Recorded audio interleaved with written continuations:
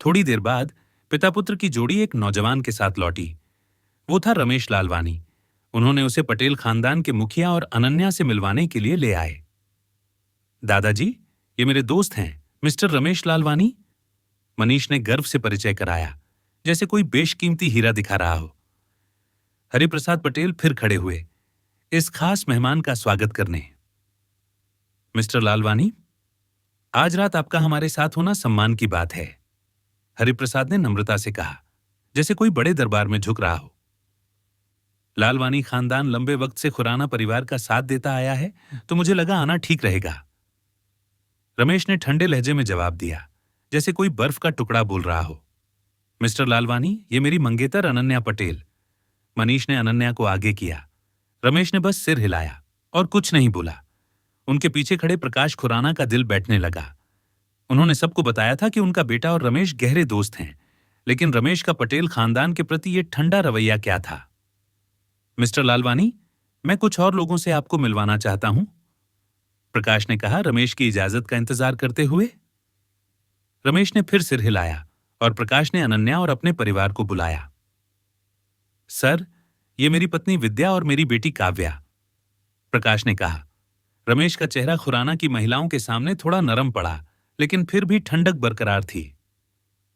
विद्या, काव्या, रमेश ने हाथ मिलाते हुए कहा। वो जानता था कि काव्या अपने बड़े भाई से अलग थी। उसे लगता था कि प्रकाश को अपने बेटे की जगह बेटी को खानदान का धंधा सौंपना चाहिए। रमेश की हल्की मुस्कान देखकर प्रकाश ने हिम्मत बांधी और अनन्या के परिवार से मिलवाना शुरू किया। ये हैं अनन्या के माता पिता फूलचंद पटेल और उनकी पत्नी शांति, और अनन्या के बड़े भाई हरीश और जय, प्रकाश ने परिवार की ओर इशारा करते हुए कहा। रमेश फिर ठंडा हो गया, बस सिर हिलाया। अब प्रकाश का दिल और जोर से धड़कने लगा। रमेश लालवानी पटेलों के साथ इतने रूखे क्यों थे? कहीं पहले कुछ गलत तो नहीं हो गया? मिस्टर लालवानी, प्रकाश ने बताया कि आप और मनीष साथ बड़े हुए हैं। हमें मनीष के बचपन की कहानियां सुनने में मजा आएगा। फूलचंद ने उत्साह से कहा। मिस्टर पटेल, अगर आप ये पूछ रहे हैं कि मैं खुराना परिवार को कब से जानता हूं, तो जवाब है सारी जिंदगी, रमेश ने कहा। वो खुरानों को उनकी शेखी के लिए डांटना चाहता था, लेकिन लालवानी खानदान उनका समर्थन करता था और वो अभी सार्वजनिक तौर पर उनकी बेइज्जती नहीं करना चाहता था। वैसे भी कई लोग 5 राजकुमारों से दोस्ती का दावा करते थे, भले ही वो उन्हें जानते भी ना हों। रमेश को ऐसी बातों की आदत थी, जैसे कोई बाजार में सस्ता माल बेचने की बात करे।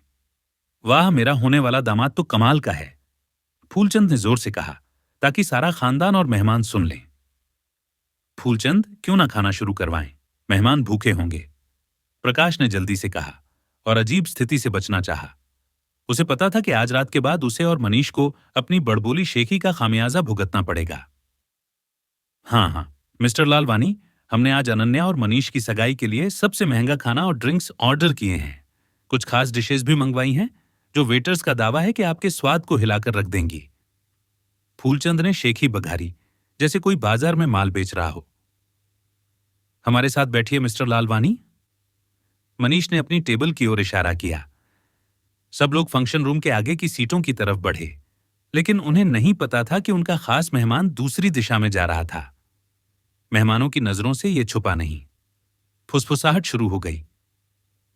मनीष ने तो मिस्टर लालवानी को अपनी टेबल पर बुलाया था ना? हाँ, फिर वो जा क्यों रहे हैं? कुछ गलत बोल दिया क्या? शायद अपने बॉडीगार्ड से कुछ लेने गए। मैंने वॉशरूम जाते वक्त उन्हें बाहर देखा। इन्हें तो पता भी नहीं कि मिस्टर लालवानी उनके साथ नहीं है। अनन्या ने सबसे पहले गौर किया। मनीष, मिस्टर लालवानी वहां क्या कर रहे हैं?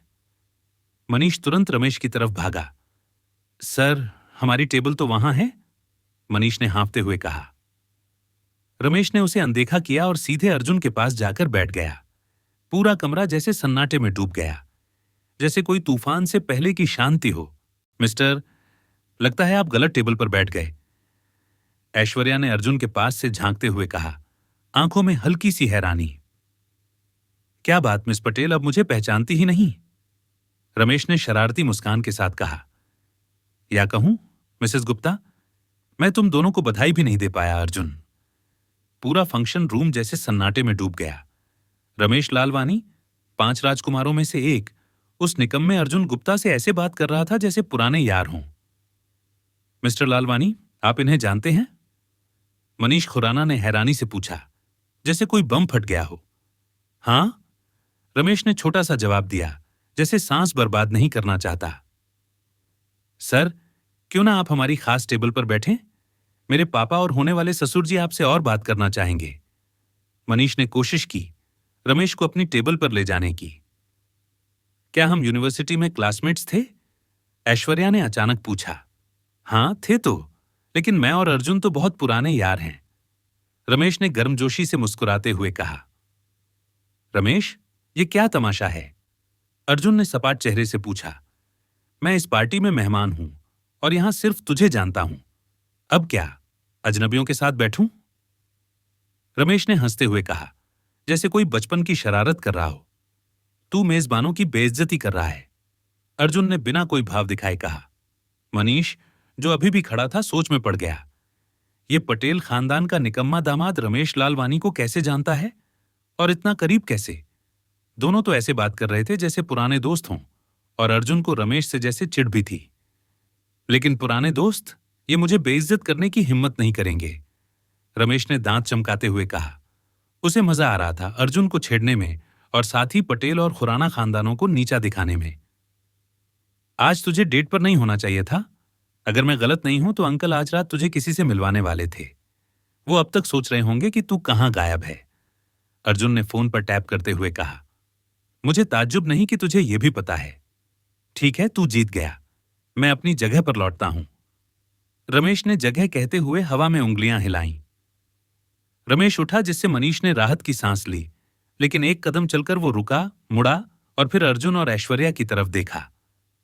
अर्जुन ने भौंत उठाई, जैसे पूछ रहा हो, अब क्या? रमेश ने अपने असिस्टेंट को इशारा किया। असिस्टेंट ने एक डिब्बा लाकर दिया। मैं तुम्हारी शादी में नहीं आ पाया पुराने यार, तो ये तोहफा अपनी बीवी के लिए ले लो। देर से दे रहा हूं, माफ करना। रमेश ने आंख मारते हुए डिब्बा अर्जुन को दिया, जिसने उसे ऐश्वर्या को थमा दिया। इतना कहकर रमेश मुड़ा और प्रकाश खुराना की टेबल की तरफ चला गया। मेहमानों में खुसुर फुसुर शुरू हो गई। जल्दी खोल, कमला ने बेटी से उत्साह में कहा। मॉम, यहां नहीं, घर पर खोलूंगी। ऐश्वर्या ने मां को शांत करने की कोशिश की। रमेश ने तुझे दिया है, खोल दे, अर्जुन ने अपनी पत्नी से कहा। तू रमेश लालवानी को कैसे जानता है? ऐश्वर्या ने हैरानी से पूछा। कई साल पहले मैंने उसकी जान बचाई थी, अर्जुन ने कहा। यह तकनीकी रूप से सच था। बचपन में उसने कई बार रमेश को मुसीबत से निकाला था। अच्छा ठीक है, मैं खोलती हूं। ऐश्वर्या ने डिब्बा खोला। अंदर हीरे और सोने का पूरा ज्वेलरी सेट था, साथ में 2 अंगूठियां। हर अंगूठी के अंदर उनका नाम खुदा था, अर्जुन और ऐश्वर्या। लगता है रमेश को लगा कि हमारी शादी की अंगूठियां ढंग की नहीं थीं। अर्जुन ने अपनी नाम वाली अंगूठी उठाते हुए कहा। उसने ऐश्वर्या का हाथ पकड़ा और अंगूठी उसकी उंगली में डाल दी। ऐश्वर्या अभी भी तोहफे की शानदारी से हैरान थी जब अर्जुन ने उसका नाम वाली अंगूठी उसे दी। लगता है ये मेरी अंगुली में डालनी चाहिए। ऐश्वर्या झट से हकीकत में लौटी और अर्जुन की उंगली में अंगूठी डाल दी। रमेश सही था। जब अर्जुन और ऐश्वर्या की शादी हुई थी, पटेल खानदान ने ऐश्वर्या की वेडिंग ड्रेस के सिवा कुछ नहीं दिया था। अर्जुन ने जैसे तैसे 2 सस्ती सोने की चढ़ाई वाली अंगूठियां खरीदी थीं। उसने ऐश्वर्या से वादा किया था कि एक दिन वो उसे बेहतर अंगूठी और ढंग की शादी देगा। जैसे कोई अधूरी कसम पूरी करने का वक्त आ गया हो। तूने कभी नहीं बताया कि तेरे इतने रसूखदार दोस्त हैं अर्जुन, कमला ने ज्वेलरी को निहारते हुए कहा। हम बहुत समय बाद मिले, अर्जुन ने सादा जवाब दिया। फूलचंद मेहमानों के सामने खड़े हुए और ग्लास उठाकर भाषण देने को तैयार हुए। परिवार और दोस्तों, आप सबका शुक्रिया कि आप पटेल और खुराना खानदानों के साथ इस जश्न में शामिल हुए। हमें गर्व है कि हमारे बच्चे एक दूसरे को मिले। फूलचंद का भाषण 10 मिनट तक चला, सबका शुक्रिया अदा करते हुए और होने वाले रिश्तेदारों की तारीफ में। जब उन्होंने मंच प्रकाश खुराना को दिया, उन्होंने बोलने से मना कर दिया। खाना परोसा गया तो कमला फिर अर्जुन पर तंज कसने लगी। ऐसी होनी चाहिए सगाई की पार्टी। अर्जुन ने तो तेरे लिए ऐसी कोई पार्टी भी नहीं की, कमला ने ऐश्वर्या से कहा। मॉम, बस करो प्लीज। ऐश्वर्या अब गुस्से से भरी थी। वो समझती थी कि उसका परिवार अर्जुन को नहीं अपनाता, लेकिन 5 साल की शादी के बाद भी ये ताने खत्म नहीं हुए। मैं तो बस इतना कह रही हूं ऐश्वर्या, अगर तूने किसी बेहतर इंसान से शादी की होती तो तेरी जिंदगी कितनी अच्छी होती। देख अपनी कजिन अनन्या को, उसे तो काम भी नहीं करना पड़ेगा, उसका पति सब संभाल लेगा। कमला ने ताने मारते हुए कहा, मॉम, मुझे काम करना पसंद है। मुझे इस बात का गर्व है कि मुझे किसी मर्द पर निर्भर नहीं होना पड़ता, और ये अर्जुन को कम नहीं बनाता। मैं उससे प्यार करती हूं और मुझे उसकी कोशिशें पसंद हैं। ऐश्वर्या ने आखिरकार हद पार कर दी। मॉम, मैं और अर्जुन अब जा रहे हैं। आप और पापा टैक्सी से घर जाना। ऐश्वर्या उठी और अर्जुन को खींचकर बाहर ले गई। रमेश ने यह देखा तो उसे और रुकने का कोई मतलब नजर नहीं आया। वो भी उठकर चल दिया। खुराना और पटेल खानदान हैरान रह गए जब उनका खास मेहमान यूं ही चला गया। कोई उसे टोकने की हिम्मत नहीं कर सका। आखिर रमेश लालवानी का एक शब्द उनके लिए तबाही ला सकता था। जैसे कोई शेर जंगल में निकल जाए और सब चुपके से रास्ता दे दें। अगले दिन भी ऐश्वर्या अपने माँ बाप से बात करने को तैयार न थी। माँ ने जो ताने मारे और पापा ने चुप रहकर जो साथ दिया, वो उसके गले नहीं उतर रहा था। जैसे कोई पुराना जख्म फिर से हरा हो गया हो। ऐश्वर्या सागर लिमिटेड में काम करती थी, लेकिन उसकी तनख्वाह आम कर्मचारी जैसी ही थी। उसे उम्मीद नहीं थी कि पापा को कंपनी के शेयर मिलेंगे, न ही उसे खुद कुछ चाहिए था। ज्यादातर शेयर शायद उसके बड़े ताऊ फूलचंद और उनके बच्चों को मिलने वाले थे। पहले पटेल खानदान को उम्मीद थी कि ऐश्वर्या किसी रसूखदार खानदान के लड़के से शादी करेगी। उनके लिए उसकी खूबसूरती उसका सबसे बड़ा हथियार थी। दादाजी हमेशा उसे ऊंचा रिश्ता जोड़ने के लिए प्रोत्साहित करते थे, लेकिन ऐश्वर्या का दिल मानने को तैयार न था। यही वजह थी कि उसने अर्जुन को चुना, एक गरीब लड़का जो सरकारी स्कूल से पढ़ा, पटेलों की नजरों में एकदम मामूली। शुरू में उसे अर्जुन से प्यार होने की उम्मीद न थी, लेकिन दिल तो दिल है, उसे जो चाहिए वो ले लेता है। जैसे कोई बारिश बिना बुलाए बरस जाए। हनी, हम पहुंच गए, अर्जुन ने कहा, ऐश्वर्या को ख्यालों से बाहर खींचते हुए। तुझे पता है ना, मुझे तुझ पर शर्मिंदगी नहीं है? ऐश्वर्या ने उसका हाथ कसकर पकड़ते हुए पूछा। पता है, मैं तुम्हारे लिए और बेहतर करूंगा, अर्जुन ने उसके हाथ को चूमते हुए कहा। जा, आज ऑफिस में मजे कर। ऐश्वर्या ने सिर हिलाया और गाड़ी से उतर गई। मोहन कंपनी में सारे डिपार्टमेंट हेड्स प्रेसिडेंट के बोर्डरूम में जमा थे। उन्होंने अर्जुन गुप्ता को पहले देखा था, लेकिन किसी ने सपने में भी नहीं सोचा था कि यह सादा सा आदमी उनकी कंपनी का प्रेसिडेंट बनेगा। रात को कईयों की नींद उड़ी थी, ये सोचकर कि कहीं उन्होंने अर्जुन का अपमान तो नहीं किया था। जैसे कोई तलवार लटक रही हो सिर पर। अर्जुन कमरे में दाखिल हुआ, पीछे पीछे इरफान और कमला। वो टेबल के सिरे पर बैठा और मीटिंग शुरू करने का ऐलान किया। अर्जुन ने ज्यादातर वक्त रिपोर्ट्स सुनी और सुधार के लिए सुझाव दिए। मोहन कंपनी में रहते हुए उसने पहले ही नोट्स बना रखे थे। क्या सुधारना है और कौन लोग कंपनी को चूना लगा रहे हैं। डिपार्टमेंट डायरेक्टर्स हैरान थे कि एक असिस्टेंट को उनकी कंपनी और मार्केट की इतनी गहरी समझ कैसे हो सकती है। जैसे कोई चुपके से किताब के सारे पन्ने पढ़ गया हो। सुबह की मीटिंग लंबी चली। अर्जुन ने हर डिपार्टमेंट को काम सौंपा। डायरेक्टर्स ने राहत की सांस ली कि नए प्रेसिडेंट ने पहले दिन किसी को डांटा या निकाला नहीं। उन्हें डर था कि शायद उनकी जगह नए जवान टैलेंट ले लेंगे।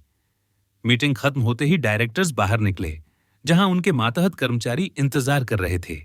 खबर तेजी से फैल गई थी कि मोहन कंपनी का नया प्रेसिडेंट जवान और खूबसूरत है।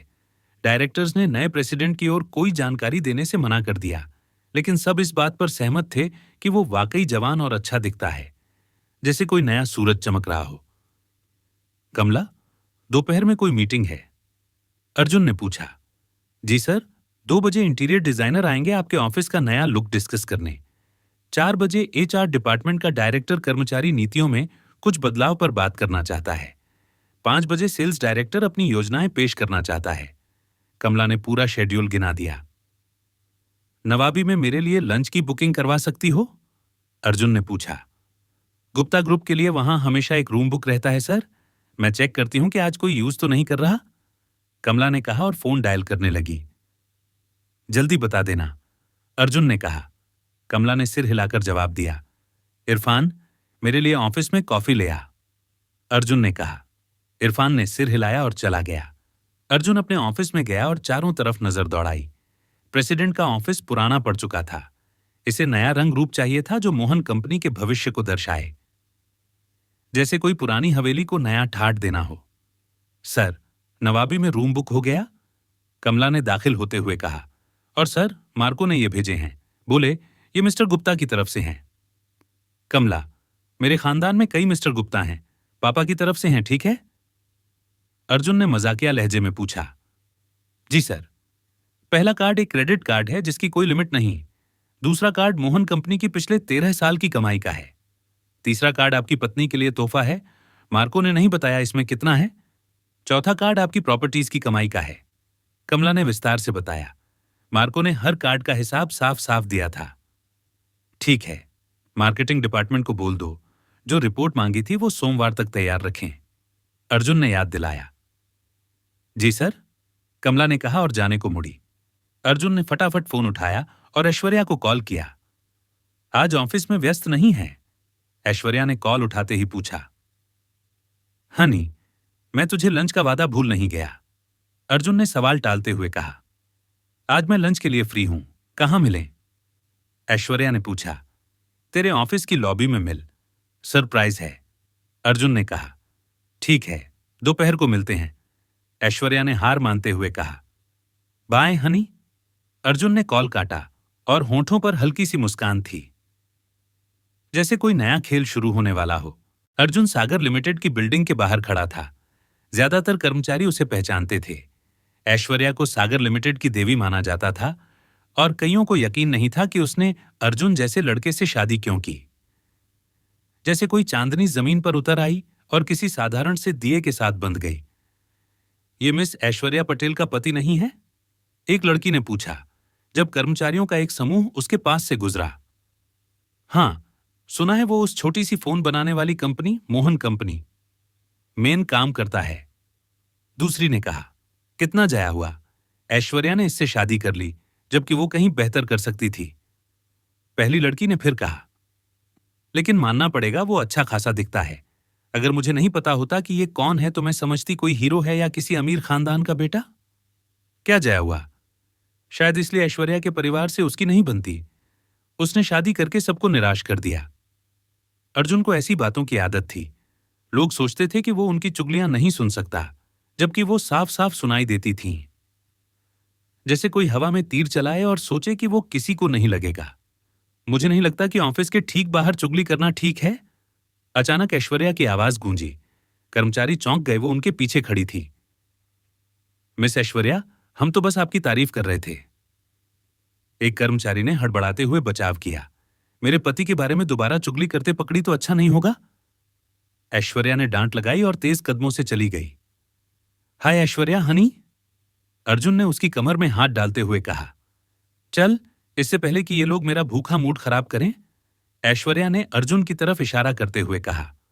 दोनों ने टैक्सी ली और गुप्ता ग्रुप की बिल्डिंग जी टावर की ओर बढ़े, जहां उनका हेड ऑफिस था। ऐश्वर्या को गंतव्य देखकर हैरानी हुई। अर्जुन, हम यहां क्यों आए? ऐश्वर्या ने पूछा। लंच करने, अर्जुन ने उसे बिल्डिंग की ओर खींचते हुए कहा। अर्जुन, यहां तो बस एक रेस्टोरेंट है, नवाबी। आज हम वहीं खा रहे हैं, अर्जुन ने मुस्कुराते हुए कहा। मजाक अच्छा है अर्जुन, ये जगह तो इतनी महंगी है और बुकिंग के लिए महीनों इंतजार करना पड़ता है। ऐश्वर्या हंसी। हमारी बुकिंग है, चलना, अर्जुन ने कहा। ऐश्वर्या ने अविश्वास में सिर हिलाया, लेकिन साथ चल पड़ी। जी टावर की 15वीं मंजिल पर। मिस्टर अर्जुन, स्वागत है, आपकी टेबल तैयार है, मेट्र डी होटल ने कहा। जी टावर के सारे बड़े कर्मचारियों को गुप्ता परिवार के हर सदस्य को पहचानना होता था, तो यह स्वाभाविक था कि वो अर्जुन को जानता था और समझता था कि यह नौजवान कितना अहम है।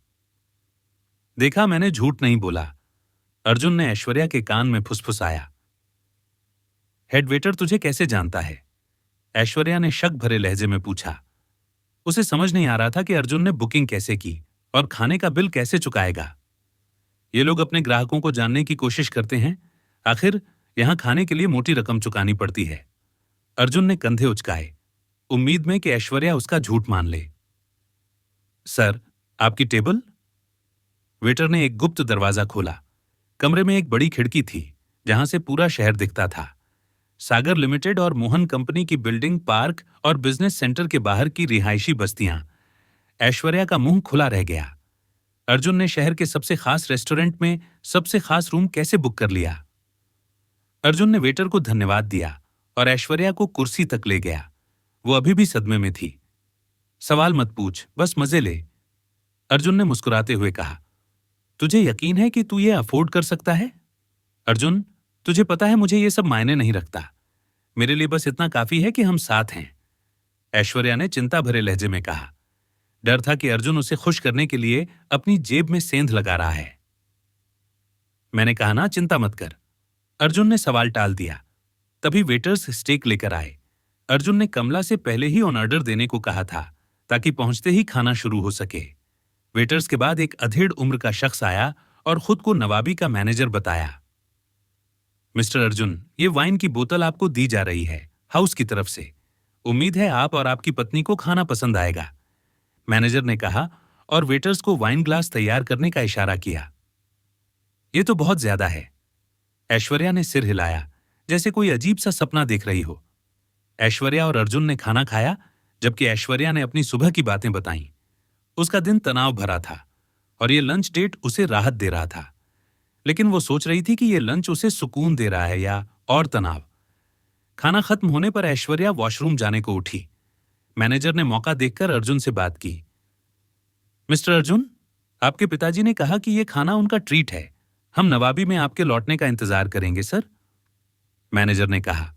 अर्जुन समझ गया कि पापा ने सख्त हिदायत दी होगी कि ऐश्वर्या को कुछ पता न चले। उसे खुशी हुई कि पापा उसकी मंशा समझ गए। बाहर ऐश्वर्या वॉशरूम में मेकअप ठीक कर रही थी। जैसे ही वो मुड़ी, उसका सामना किसी से हुआ जिसे उसने यूनिवर्सिटी के बाद से नहीं देखा था। ललिता दास। जैसे कोई पुरानी किताब का पन्ना अचानक खुल जाए। अरे, ये तो मिसेस गुप्ता नहीं। अपने से कम कमाने वाले मर्द से शादी करने का मजा कैसा है, ललिता दास ने तंज कसते हुए कहा, जैसे कोई पुरानी रंजिश निकाल रही हो। काफी वक्त हो गया ललिता, ऐश्वर्या ने जवाब दिया, उसकी बातों में उलझने से इनकार करते हुए। यहां क्या कर रही है ऐश्वर्या? तेरा पति तो तुझे यहां खाना खिलाने का खर्चा नहीं उठा सकता। मुझे यकीन है तेरा खानदान भी इतना खर्च करने को मंजूरी नहीं देगा, ललिता ने फिर छेड़ा, ऐश्वर्या को भड़काने की कोशिश में, लेकिन ऐश्वर्या ने उसकी बचकानी चालों को अनदेखा किया। ललिता, अगर तुझे कुछ अच्छा नहीं कहना तो मैं चलती हूं। तेरा दिन अच्छा रहे, ऐश्वर्या ने कहा और फटाफट वॉशरूम से निकल गई। आज यहां कोई भिनभिनाती मक्खी मिली? ऐश्वर्या ने अपने कमरे में लौटकर अर्जुन से शिकायत की। अर्जुन ने भौं उठाई जैसे पूछ रहा हो, क्या हुआ? अभी वॉशरूम में ललिता दास मिली, ऐश्वर्या ने नाराजगी भरे लहजे में कहा। तू उससे 1000 गुना खूबसूरत और समझदार है, अर्जुन ने उसकी ठुड्डी पकड़कर हल्का सा चूमा। उसे ऐश्वर्या का गुस्सा और जलन भरा अंदाज प्यारा लगता था, जैसे कोई बच्ची नाराज होकर मुंह फुलाए। काम पर लौटने का वक्त हो रहा है, बिल नहीं लाना चाहिए, ऐश्वर्या ने पूछा। बिल तो पहले ही चुक गया, अर्जुन ने सच बोला। प्लीज बता, तूने इसके लिए कर्ज तो नहीं लिया, ऐश्वर्या ने शक भरे लहजे में पूछा। अरे नहीं, बिल्कुल नहीं, बस हमें बाथरूम की खिड़की से भागना होगा, अर्जुन ने मजाक किया। मैं सीरियस हूं अर्जुन, इतना पैसा कहां से आया? ऐश्वर्या चिंतित थी कि इतना महंगा लंच वो इतनी आसानी से कैसे खा रहे हैं। मैंने कहा ना, मुझे प्रमोशन मिला है और मैंने हमारे लिए अच्छा खाना खाने के लिए पैसे जोड़े थे, अर्जुन ने कहा। प्रमोशन तो सचमुच सबसे बड़ा था। 13 साल की तपस्या के बाद वो यहां पहुंचा था और अब अपनी बीवी को लाड प्यार करने में कोई कसर नहीं छोड़ना चाहता था। ठीक है, मान लिया, ऐश्वर्या ने खुद को समझाने की कोशिश की। हाँ, ये तो भूल ही गया, आज मुझे अपनी विरासत का हिस्सा मिला। ये लो, मेरे माँ बाप ने मेरी होने वाली बीवी के लिए रखा था। अर्जुन ने वो बैंक कार्ड ऐश्वर्या को दिया जो उसके पिता ने तैयार किया था। अर्जुन, ये तुझे मुझसे ज्यादा चाहिए, ऐश्वर्या ने कार्ड लेने से मना कर दिया। ऐश्वर्या, मेरे माँ बाप चाहते हैं कि ये तुझे मिले, प्लीज ले ले, उन्हें बुरा लगेगा अगर तूने मना किया, अर्जुन ने सच कहा। उसकी मां को सचमुच दुख होता अगर ऐश्वर्या ने पैसे ठुकराए। उनके पास तो ढेर सारा पैसा था। ठीक है, चल ऑफिस वापस चलते हैं, ऐश्वर्या ने अर्जुन का हाथ पकड़ा। रेस्टोरेंट से निकलने से पहले अर्जुन ने मैनेजर को बुलाया और उसके कान में कुछ फुसफुसाया। मैनेजर ने बस सिर हिलाया और दोनों बाहर निकल गए। लिफ्ट में ऐश्वर्या से रहा न गया। तूने मैनेजर से क्या कहा? बस इतना कि उनके रेस्टोरेंट में कॉकरोच की समस्या है। अर्जुन ने सादा जवाब दिया, जिससे ऐश्वर्या और उलझन में पड़ गई। 15वीं मंजिल पर नवाबी का मैनेजर एक शानदार कपड़े पहने जोड़े के पास पहुंचा। मैडम, क्या आप ललिता दास हैं? उसने पूछा। देखा, कोई तो होगा जिसने तेरी खूबसूरती देखकर हमें ट्रीट देने का सोचा। ललिता के घमंडी पति अखिलेश शर्मा ने कहा। अरे मैं तो शर्मा गई मिस्टर मैनेजर। ललिता ने बनावटी नम्रता दिखाई। नहीं मैडम, मैं आपको सूचित करने आया हूं कि हमारे मालिक के आदेश पर आपको नवाबी में दोबारा खाने की इजाजत नहीं है। कृपया अपना बिल चुकाएं और तुरंत यहां से चले जाएं। मैनेजर ने बिल थमाते हुए कहा, यह क्या बकवास है? हम पिछले 1 साल से यहां आ रहे हैं और अब आप हमें बैन कर रहे हैं? अखिलेश ने गुस्से में चिल्लाया। ये मालिक के सीधे आदेश हैं सर। मैनेजर ने शांति से जवाब दिया। ये नवाबी का मालिक कहां है? कोई नया नवेला शेफ होगा। अखिलेश ने चीखना जारी रखा। माफ करें सर, लेकिन मिस्टर गुप्ता बहुत व्यस्त इंसान हैं। मैनेजर ने कहा। मम्मा मिस्टर गुप्ता? जी टावर के मालिक? अखिलेश हकबकाया। नहीं सर, मिस्टर गुप्ता के बेटे, गुप्ता ग्रुप के वारिस। अगर आपने जाने से मना किया तो आपको बाहर निकालना पड़ेगा, लेकिन पहले आपको ऑन ऑर्डर का बिल चुकाना होगा। मैनेजर ने समझाया। वैसे भी यहां का खाना अच्छा नहीं है। ललिता ने शिकायत की और अपना कार्ड मैनेजर को थमा दिया। मैनेजर ने कार्ड स्वाइप किया और उन्हें जाने को कहा। नवाबी में मौजूद दूसरे रईसों ने यह तमाशा देखा। खबर तेजी से फैल गई कि शर्मा दंपति को नवाबी से बाहर निकाल दिया गया। ये ऐश्वर्या आज उससे मिली और मेरे लिए बस बदनसीबी लाई। ललिता ने शिकायत की जब उन्हें सिक्योरिटी टावर से बाहर ले जा रही थी। जी टावर की ग्राउंड फ्लोर पर ऐश्वर्या और अर्जुन ने देखा कि ललिता और अखिलेश को सिक्योरिटी बाहर ले जा रही थी। ऐश्वर्या सोच में पड़ गई कि आखिर हुआ क्या था, जैसे कोई पहेली सामने हो जिसका जवाब अभी छुपा हो।